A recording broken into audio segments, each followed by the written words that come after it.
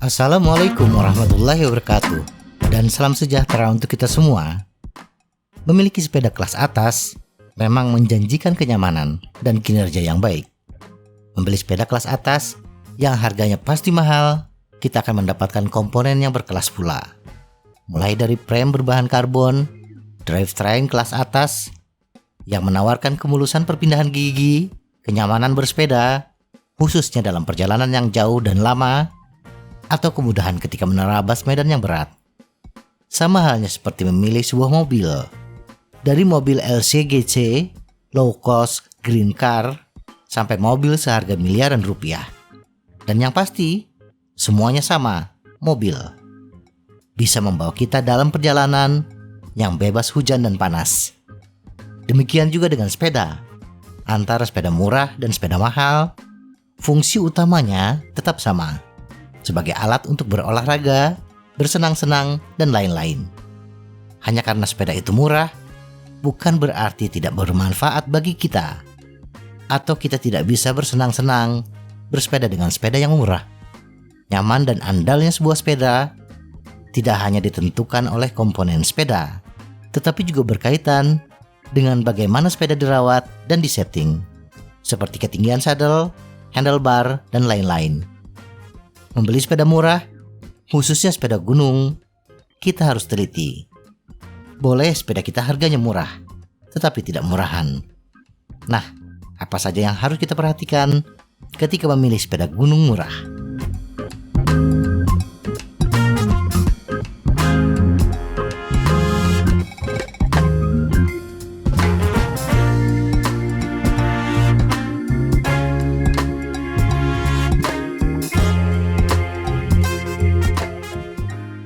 Satu, jenis sepeda. Sepeda gunung secara umum ada dua jenis, yaitu hardtail dan full suspension. Nah, untuk sepeda murah, sebaiknya hindari membeli sepeda full suspension. Suspensi sepeda termasuk barang yang paling mempengaruhi kinerja sebuah sepeda. Dan untuk sepeda murah, biasanya komponen suspensi yang disertakan dibuat dari bahan yang kualitasnya rendah. Dan berdasarkan pengalaman saya, sepeda full suspensi murah, bagian pivot sepeda, yaitu bagian yang tertekuk ketika sepeda terkompresi, paling cepat rusak. Dan celakanya, komponen penggantinya sulit didapat.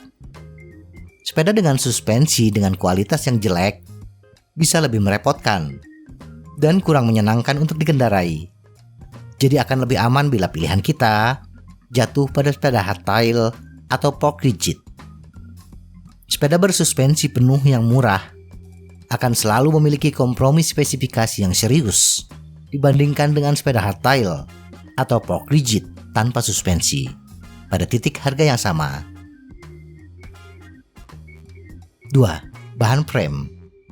Ada 3 bahan frame yang umum, yaitu besi, aluminium, dan karbon. Untuk sepeda murah, sebaiknya hindari frame dengan bahan karbon.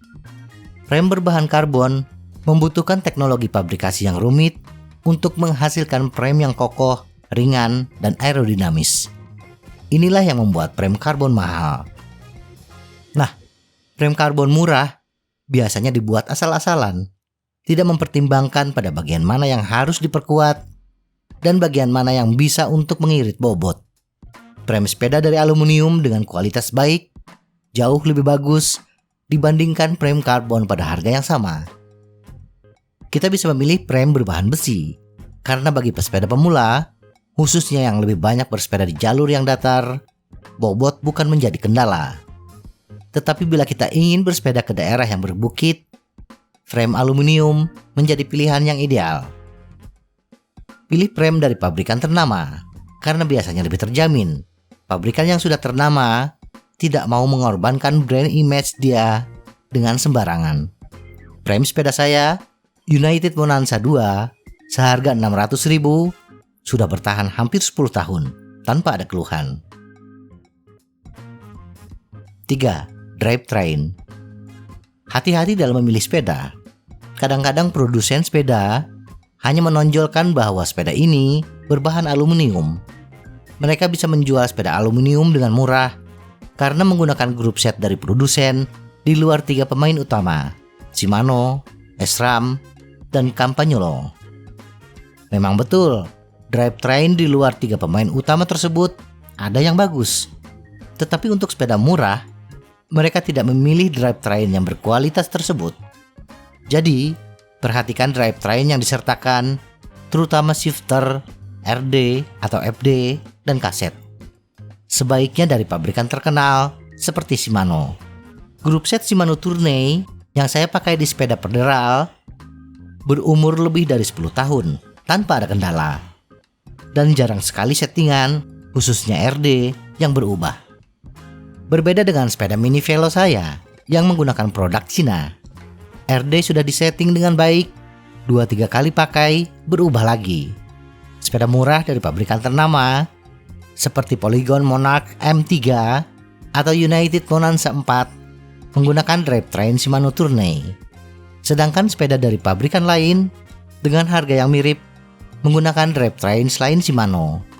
Hal ini kemungkinan harus dikonfirmasi karena kedua pabrikan ini, Polygon dan United, sudah memiliki kontrak kerjasama dengan Shimano, sehingga mereka akan mendapatkan harga drivetrain yang lebih murah. 4. Komponen lain. Sebagus-bagusnya ban yang disertakan, tetap saja ban tersebut termasuk ban kelas bawah. Tidak ada pabrikan yang menjual sepeda murah yang dilengkapi dengan ban mahal, sebutlah Maxxis. Jadi, abaikan merek ban yang mereka promosikan.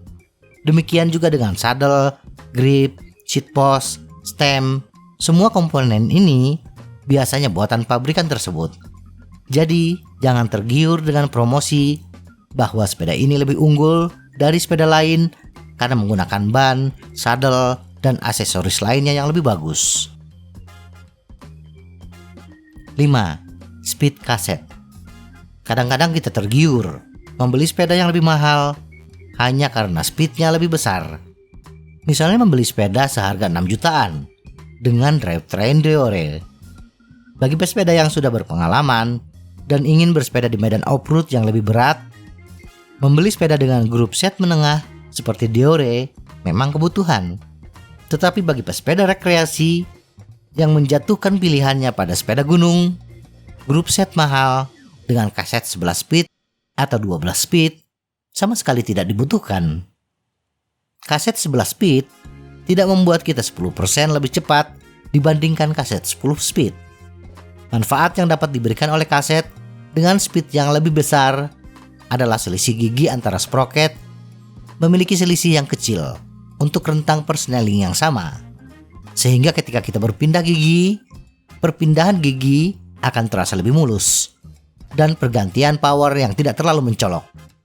Sekali lagi, speed cassette tidak terkait dengan kecepatan atau kemampuan di tanjakan. Yang menentukan adalah top sprocket dan low sprocket, walaupun speed cassette berbeda. Misalnya kaset 11 34T 9 speed akan memiliki potensi kecepatan yang sama dengan kaset 11 34T untuk 10 speed. Karena top sprocketnya sama, yaitu 11T. Dan kaset 11 32T 9 speed akan terasa lebih berat di tanjakan dibandingkan kaset 11 34T 8 speed. Karena low sprocketnya lebih besar, 34T. Jadi, jangan terkecoh dengan promo sepeda 11 speed yang harganya lebih mahal akan jauh lebih baik dibandingkan sepeda dengan 7 speed. Semoga informasi ini bermanfaat. Tetap sehat, salam goes.